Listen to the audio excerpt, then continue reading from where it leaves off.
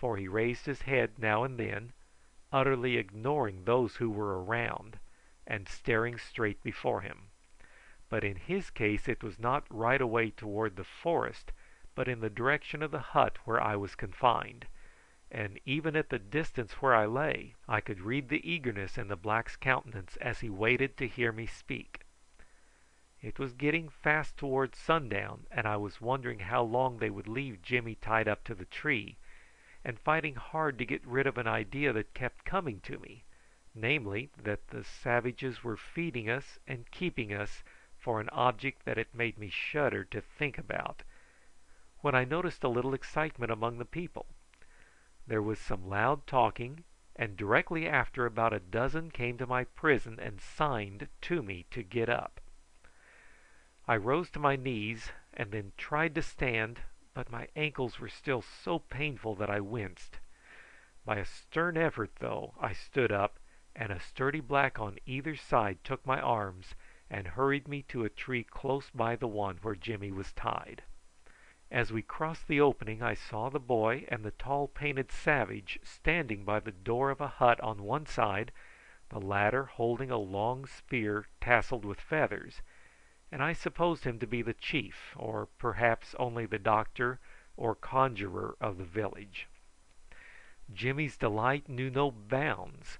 He shouted and sang and laughed, and then howled with the tears running down his cheeks. "Hi yup! Jimmy glad as big dingo dog for mutton bones," he cried. "How quite well, Mass Joe? Jimmy so glad be with you.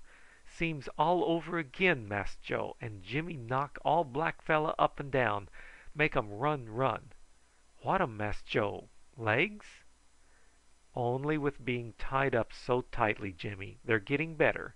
My head is the worst."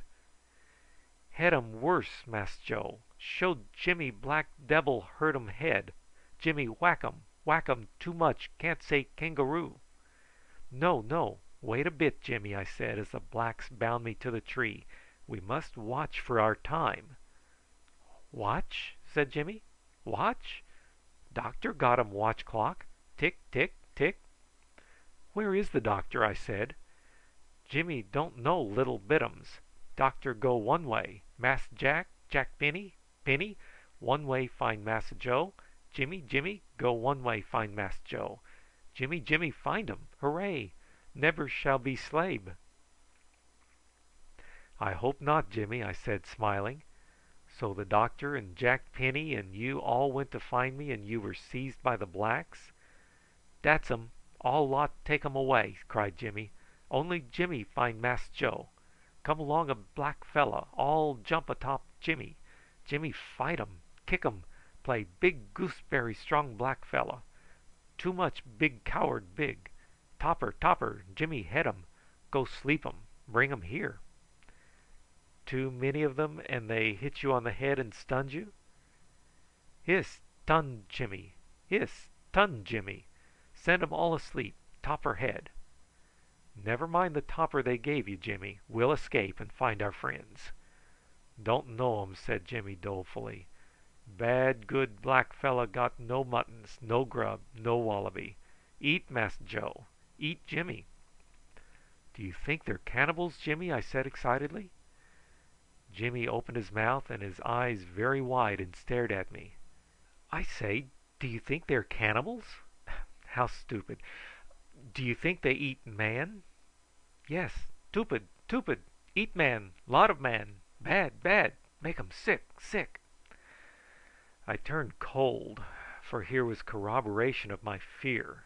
This was why they were treating us well instead of killing us at once, and I was turning a shuddering look at the circle of black faces around me when Jimmy exclaimed: "Shantums eat Jimmy. No. Jimmy eat a whole lot fust.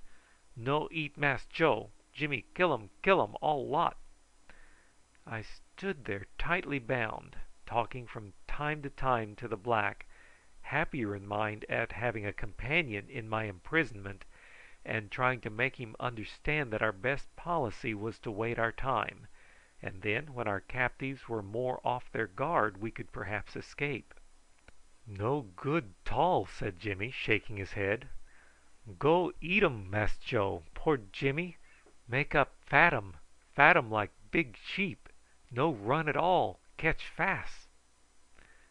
"Not so bad as that, Jimmy," I said, laughing in spite of my position at the idea of being made so fat we could neither of us run. Just then there was a movement among our captors, and having apparently satisfied themselves with a long inspection of their prisoners, they were evidently about to take us back to our prisons. "Jimmy gib all big kick?" said the black. "No, no," I cried. "Go quietly." "Jimmy come long, Mass Joe?" he said next. "If they will let you," I replied; "but if they will not, go back to your own place quietly." "Mass Joe no kind poor Jimmy," he whimpered. "Want kick um. Mass Joe says no." "Wait till I tell you, Jimmy," I replied. "Now go quietly." He made an attempt to accompany me, but the black seized him sharply and led him one way, me the other; and as the sun set and the darkness began to come on, I lay in my hut watching the boy and the tall painted chief talking earnestly together, for I could not see Jimmy's prison from inside my own.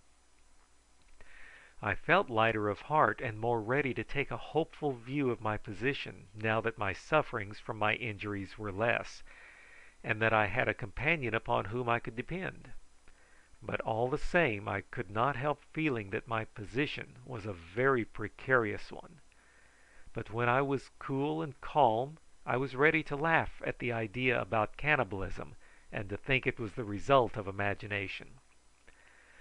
"No," I said to myself as I lay there, "I don't think they will kill us, and I am certain they will not eat us.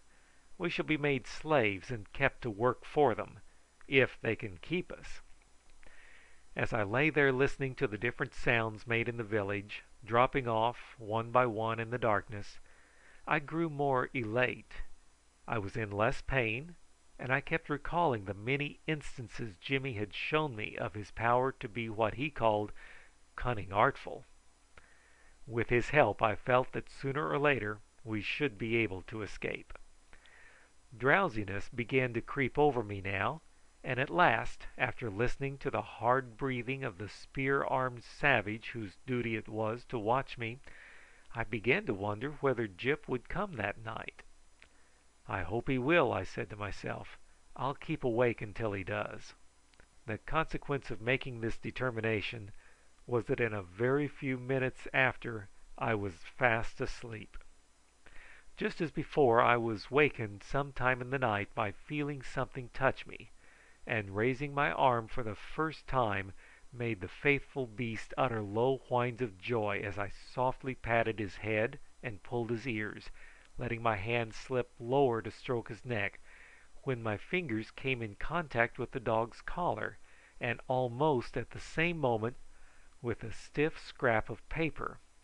For a moment my heart stood still; then sitting up I caught the dog to me, holding his collar with both hands, touching the paper all the while, but afraid to do more lest the act should result in disappointment.